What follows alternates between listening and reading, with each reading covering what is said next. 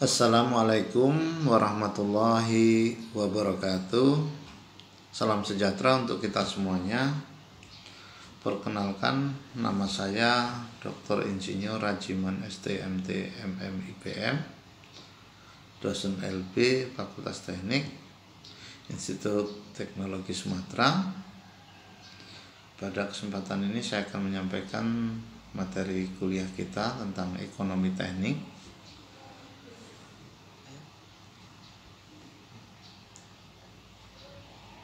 Yang akan membahas tentang cash flow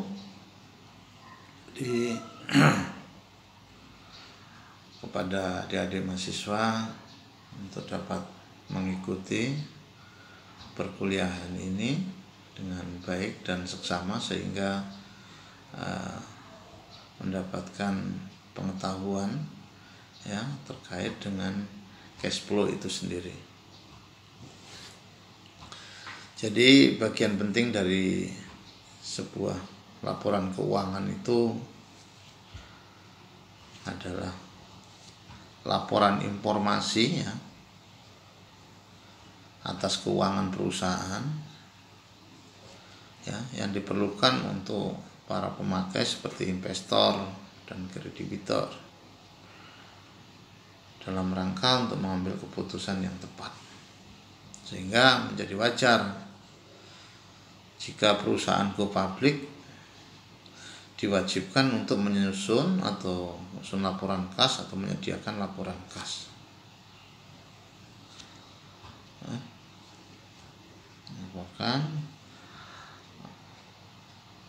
Menyusun laporan arus kas ya. Dan laporannya tidak hanya berguna untuk yang sifatnya eksternal untuk perusahaan saja, namun juga bagi internal perusahaan. Seperti memprediksi aliran kas masa depan ya. Jadi kita bisa menggunakan cash flow itu bisa memprediksi aliran kas masa depan dan mengevaluasi daripada arus kas.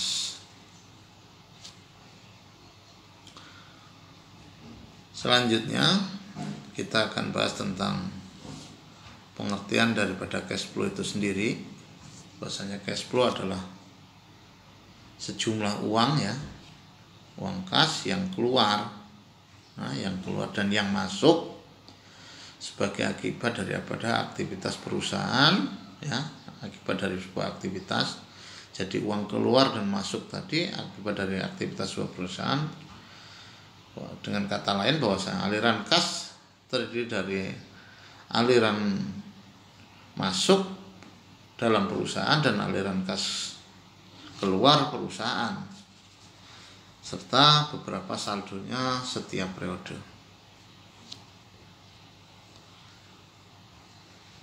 Hal utama yang perlu selalu diperhatikan dalam mengatur sebuah arus kas adalah memahami dengan jelas fungsi dana uang yang kita miliki, kita simpan atau kita investasikan. Kita sampaikan. Kemudian kita akan bahas tentang fungsi daripada cash flow itu sendiri. Jadi fungsi cash flow itu bisa dalam bentuk fungsi likuiditas ya, fungsi likuiditas yaitu dana yang tersedia untuk tujuan memenuhi kebutuhan sehari-hari dapat dicairkan dalam waktu singkat, relatif, tanpa ada pengurangan investasi anual. Apa sih likuiditas itu? Ya. Likuiditas adalah posisi uang, ya, posisi uang ataupun kas suatu perusahaan ya, suatu perusahaan dan kemampuannya untuk memenuhi kewajiban yang jatuh tempo tepat pada waktunya. Kemampuan untuk membayar hutang tepat pada waktunya. Itu likuiditas. Terus fungsi daripada likuiditas yang lain apa? Ya, fungsi likuiditas yang lain itu sebagai media untuk menjalankan aktivitas bisnis sehari-hari.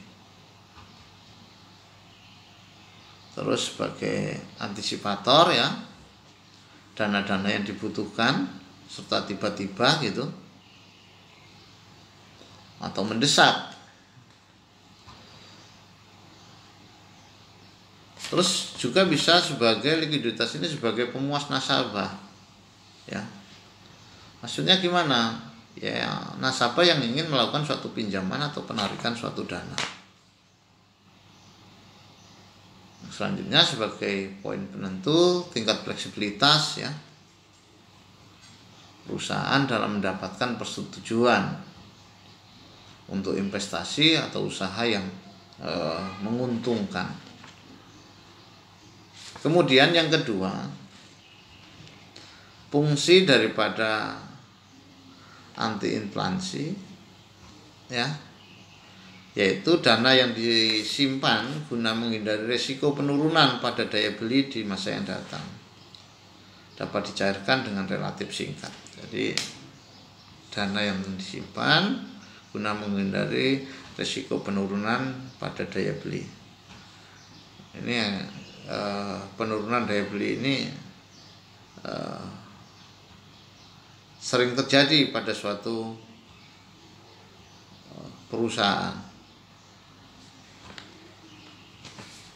Apa sih itu inflasi itu?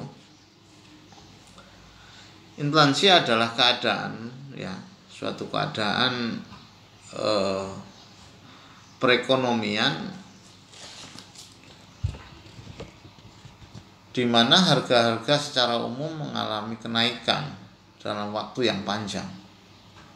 Jadi dalam inflasi itu kenaikan harga ya secara umum ya, artinya tidak hanya satu dua jenis barang tapi secara umum mengalami kenaikan ya dalam waktu yang panjang.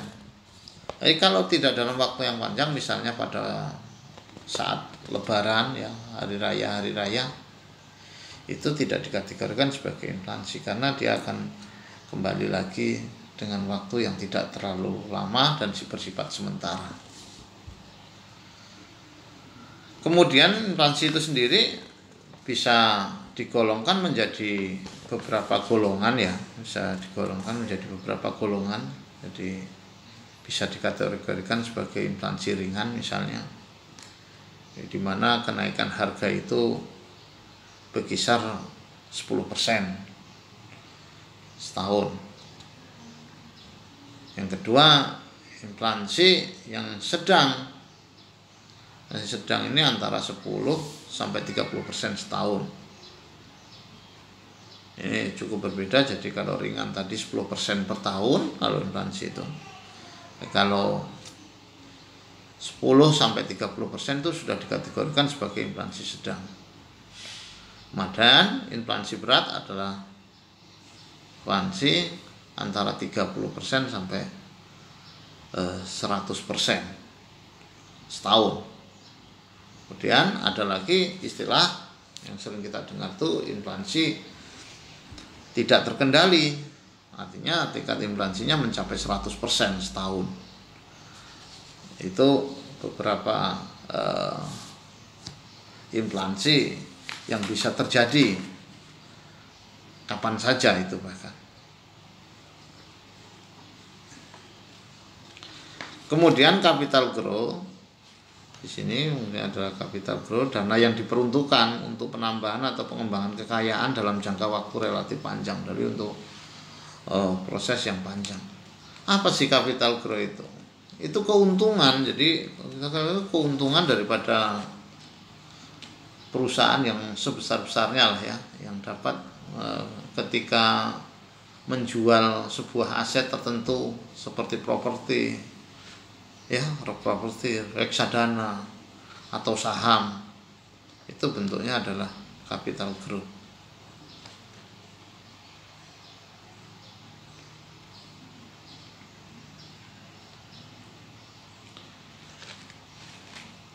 Selanjutnya aliran kas yang berhubungan dengan suatu proyek ya. dapat dibagi menjadi 3 kelompok, ya, dapat dibagi menjadi 3 kelompok. Di sini ada aliran kas awal, ya, merupakan aliran kas yang berkaitan dengan pengeluaran untuk kegiatan investasi, yaitu misalnya di sini dalam bentuk pembelian tanah. Terus bisa dibentuk dalam investasi awal dalam bentuk gedung, investasi biaya pendahuluan dan sebagainya. Nah, biaya-biaya ini disebut dengan aliran kas awal atau initial cash flow. Jadi aliran kas awal dapat dikatakan sebagai aliran kas keluar atau cash outflow, ya. Kemudian ada aliran kas operasional atau operasional cash flow, merupakan aliran kas yang berkaitan dengan operasional proyek seperti, ya, penjualan di sini, biaya umum dan administrasi. Sehingga aliran kas operasional merupakan aliran kas masuk atau cash inflow, dan aliran kas keluar adalah cash outflow. Itu yang perlu dipahami. Kemudian selanjutnya ada aliran kas akhir. Aliran kas akhir atau terminal cash flow merupakan aliran kas yang berkaitan dengan nilai sisa proyek atau nilai residu, seperti sisa modal kerja, ya, nilai sisa proyek, yaitu penjualan peralatan proyek. Itu merupakan bagian daripada aliran kas akhir. Kemudian kita akan bahas tentang tujuan daripada cash flow itu sendiri. Tujuan utamanya itu apa sih? Pembuatan laporan arus kas atau cash flow itu menyediakan informasi tadi yang relevan mengenai, ya, penerimaan dan pembayaran kas sebuah perusahaan selama 1 periode. Jadi penerimaan, ya, mengenai penerimaan dan pembayaran kas sebuah perusahaan dalam 1 periode. Pelaporan sumber daya, tujuan pemakaian dan kenaikan atau penurunan bersih kas selama 1 periode guna membantu investor, kreditor, dan pihak-pihak lain yang mengetahui apa yang terjadi terhadap sumber daya perusahaan yang liquid, ya, yang liquid.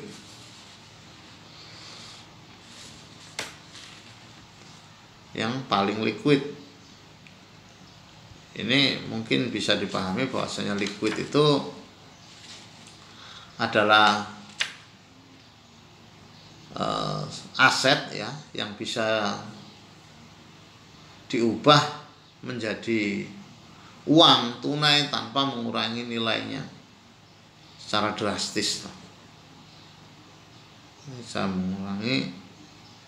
tidak mengurangi nilai, artinya di sini bisa diuangkan, gitu maksudnya. Paling liquid bisa diuangkan, ya, tanpa mengurangi nilai secara drastis. Contohnya apa di sini? Contoh liquid di sini. Contoh liquid di sini adalah seperti uang tunai. Sudah itu piutang, inventaris, ya. Mungkin juga bisa dalam bentuk logam mulia atau emas. Selanjutnya saya akan menyampaikan tentang langkah daripada penyusunan cash flow. Langkah yang pertama dalam penyusunan cash flow, kita adalah menentukan kas minimum. Jadi berapa kas minimum kita harus tentukan dulu, kita harus ketahui. Sudah itu menyusun estimasi penerimaan dan pengeluaran. Kemudian adalah menyusun perkiraan kebutuhan dana dari hutang yang dibutuhkan untuk menutupi defisit kas, untuk membayar kembali pinjaman dari pihak ketiga. Artinya bukan dari pihak perusahaan tapi dari pihak ketiga. Menyusut perkiraan kebutuhan dana dari hutang ya, perkiraan dana kita susun, perkiraan dananya itu, kebutuhan dananya itu berapa, dari hutang yang akan kita pinjam ya, yang akan dibutuhkan untuk menutupi defisit kas. Dan itu untuk pengembaliannya dari pihak ketiga. Kemudian menyusun kembali keseluruhan penerimaan dan pengeluaran setelah adanya transaksi finansial atau budget kas. Budget kas. Apa itu budget kas? Anggaran ya. Jadi budget kas itu cenderung pada anggaran yang merencanakan secara lebih terperinci tentang jumlah kas ya, beserta perubahan-perubahan dari waktu ke waktu ya, perubahan dari waktu ke waktu selama periode yang akan datang, baik perubahan yang berupa permintaan kas maupun perubahan yang berupa pengeluaran kas.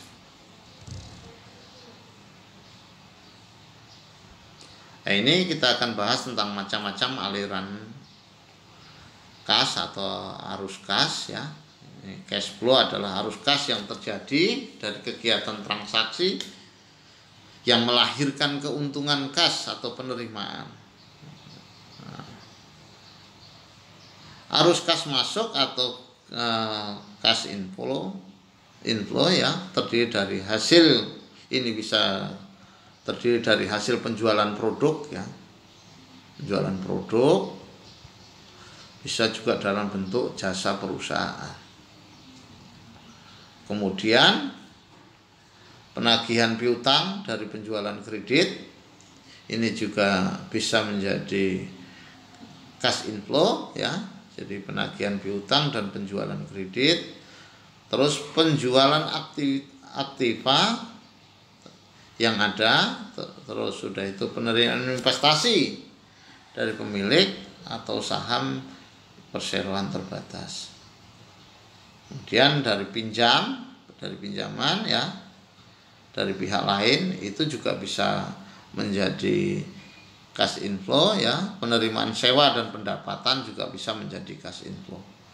Jadi cash inflow ini terdiri dari hasil penjualan produk atau jasa perusahaan, penagihan piutang dari penjualan kredit, penjualan aktiva tetap yang ada, penerimaan investasi dari pihak atau saham bila perseroan terbatas, pinjaman atau hutang dari pihak lain, dan penerimaan sewa dan pendapatan lain.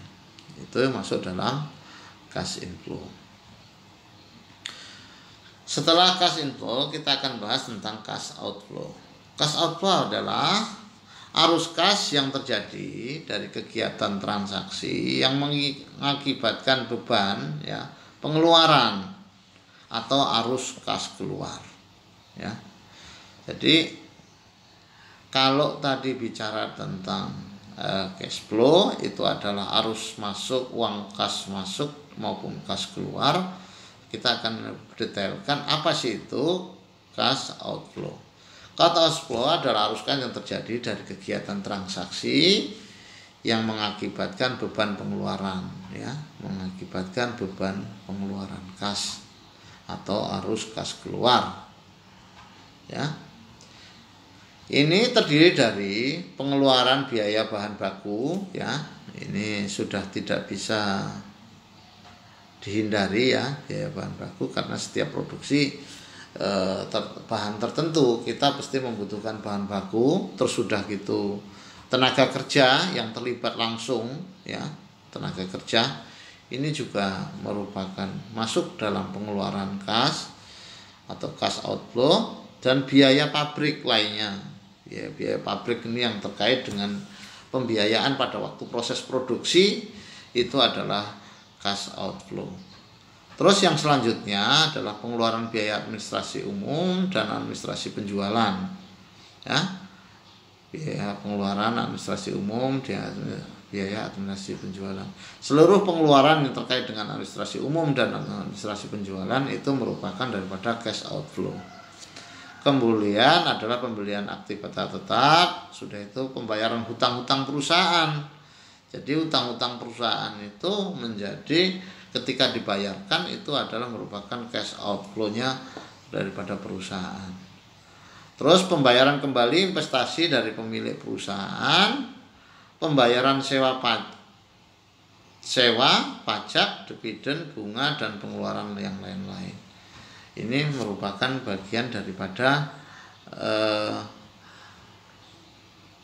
cash outflow dari suatu perusahaan. Kemudian laporan arus kas menyediakan jawaban. Jadi laporan arus kas itu harus mampu menyediakan jawaban atas pertanyaan-pertanyaan yang sederhana tapi penting gitu ya. Jadi harus mampu memberikan jawaban ya, memberikan jawaban atas pertanyaan-pertanyaan yang jadi arus kas itu, cash flow itu harus mampu memberikan jawaban atas pertanyaan-pertanyaan misalnya dari mana kas berasal ya, dari mana kas berasal selama satu periode ini. Itu harus terjawab lewat arus kas yang kita buat. Sudah itu berapa kas yang digunakan selama satu periode? Berapa kasnya? Selama satu periode ini berapa kasnya? Cash flow akan menjawab. Sudah itu berapa perubahan saldo kas selama satu tahun? Selama satu periode ya, satu periode. Jadi saldo kas ini perubahannya seperti apa? Berapa perubahannya? Itu jawaban-jawaban yang harus bisa diberikan ketika cash flow dibuat.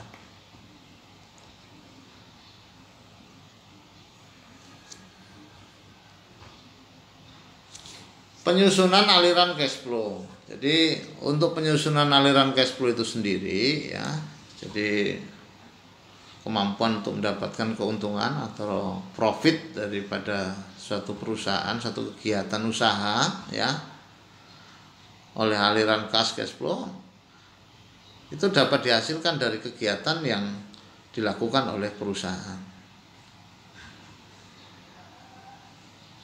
Terus aliran dana itu sendiri menyatakan jumlah ya, menyatakan jumlah serta saat diterimanya pemasukan tunai atau cash inflow-nya,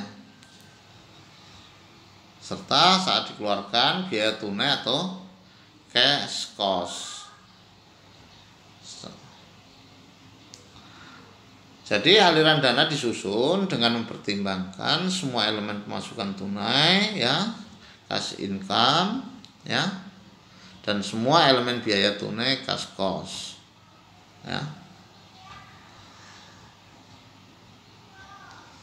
Jadi biaya tunai yang dimaksud adalah meliputi ya semua transaksi, baik itu berupa biaya yang dikeluarkan secara tunai ya, maupun pengeluaran tunai dalam bentuk investasi.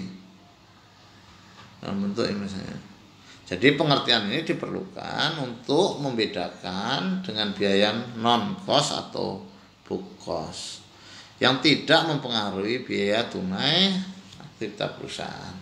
Sedangkan masukan tunai adalah semua pendapatan yang dihasilkan dan dikumpulkan secara tunai atau pendapatan yang meningkatkan rekening tagihan.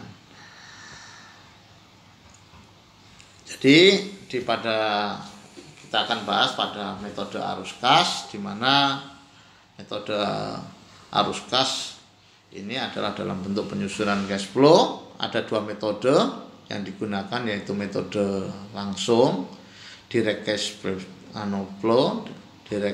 flow ya, dan metode tidak langsung indirect cash flow. Tapi pada kesempatan ini ya kita akan bahas tentang bagaimana cara membuat laporan cash flow ya dengan metode tidak langsung dengan disertai contohnya. Jadi langkah yang pertama dalam pembuatan cash flow adalah memastikan bahwasanya sudah memiliki dua sumber data yang akan digunakan, yaitu laporan rugi laba periode berjalan neraca periode yang sedang berjalan dengan neraca periode tahun sebelumnya ya. Jadi ini untuk lebih jelasnya nanti kita akan sampaikan dalam bentuk contoh penyusunan laporan arus kas. Ini saya berikan contoh untuk tahun 2017. Mungkin demikian untuk pertemuan kita yang pertama. Kita sambungkan biar nggak terlalu panjang video pembelajarannya, nggak membosankan. Nanti kita lanjutkan contoh-contoh penyusunan arus kas atau cash flow ya, untuk dapat bisa dipahami oleh adik-adik mahasiswa. Terima kasih, saya akhiri. Wassalamualaikum warahmatullahi wabarakatuh.